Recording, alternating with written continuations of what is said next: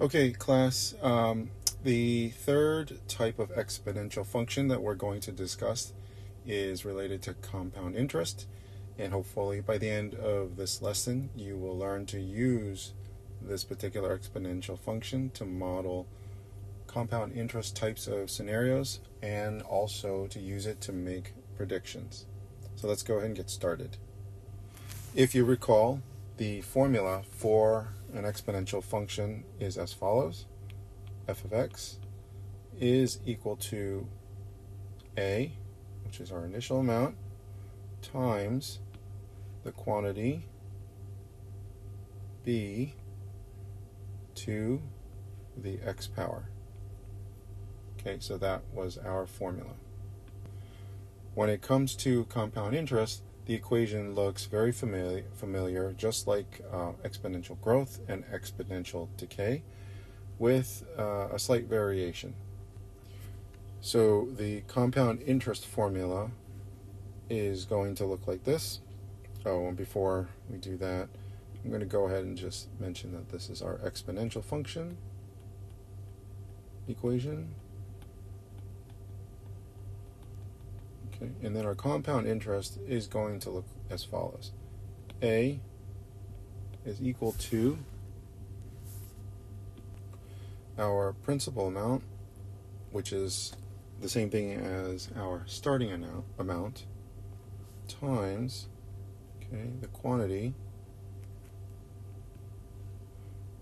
It's going to be 1 plus our rate, which we will call R again, and that's going to be divided by n raised to the n times t power.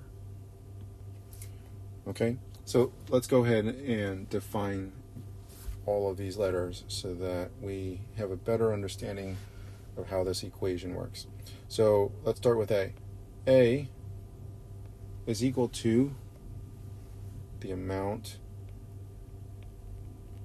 we'll say amount paid. We said also that P was equal to the principal amount. Okay, so we're going to say initial amount. Our R will be equal to the rate of interest.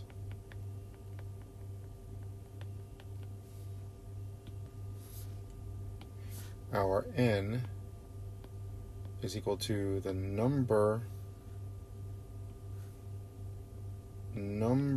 of times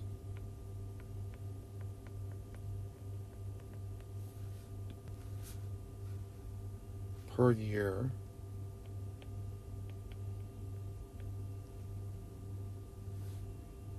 the interest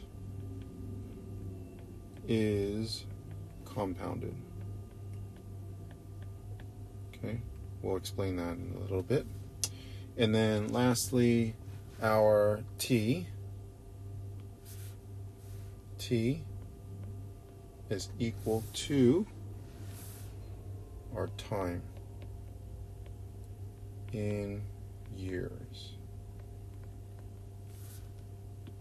Okay, so the best way to demonstrate this is to use an example, and we're going to use the following word problem. Okay, so here's the word problem. Kimberly's family invested in a certificate of deposit, which is also called a CD, for her when she was born. They made an initial deposit of $3,000. The CD earns an annual interest rate of 8%, which is compounded quarterly. The question is, what is the value of the CD at the end of the 5 years? Okay, so just to give you some background information, a certificate of deposit is a product that a bank offers to its customers, where if you put away a certain amount of money, they will invest it for you and guarantee a an interest rate or a certain amount of return in exchange for leaving that money, your promise to leave that money for a certain period of time.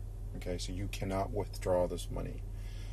By allowing them to do that, where you deposit your money, they will promise, so the bank will promise to pay an interest at 8%. And so in this case, it's going to be compounded quarterly. Okay, so when you talk about a compounding interest, it's actually like it's the equivalent of saying we're going to multiply this 4 times a year. Okay, so let's go ahead and start with the equation for a compound interest problem, and that is, it's going to be A is equal to our principal amount, which is P times, okay, and our interest rate is going to be 1 plus R over the compounding rate raised to the compounding number times our time, which is T. Okay, so in reading this, we see that they made an initial deposit of $3,000. So that is called the principal amount, or the initial amount. Okay, so we know that P, we're going to write it over to the side here, P is equal to $3,000. Okay, we also know that the CD earns an annual interest rate of 8%. Okay, so our interest rate is going to be R, and that is going to be 8%. So that's going to be 0.08. Okay, now recall that 8% is really 8 per 100. Okay, 100 is your cent. So 8 per 100 comes out to 0.08. Okay, and then the next piece of information that we're told is that the interest rate is compounded quarterly. Okay, now how many quarters are there in a year? There are 4 quarters in a year, and so therefore our N is going to be equal to 4. Okay, and then lastly, we are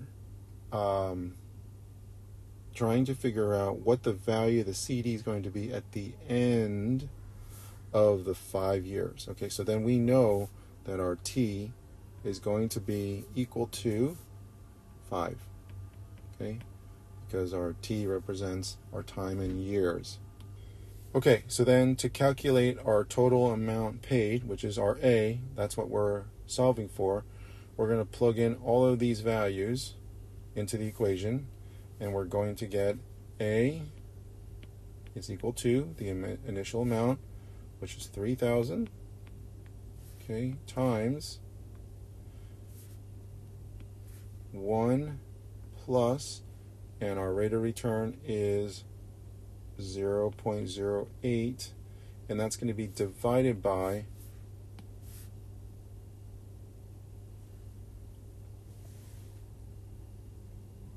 the number of times per year that the interest rate is compounded, and we said that was 4.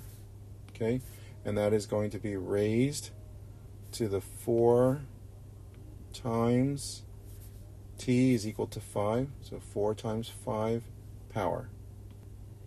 Okay, and if you were to plug that into a calculator, we find that A is equal to $4,457.84.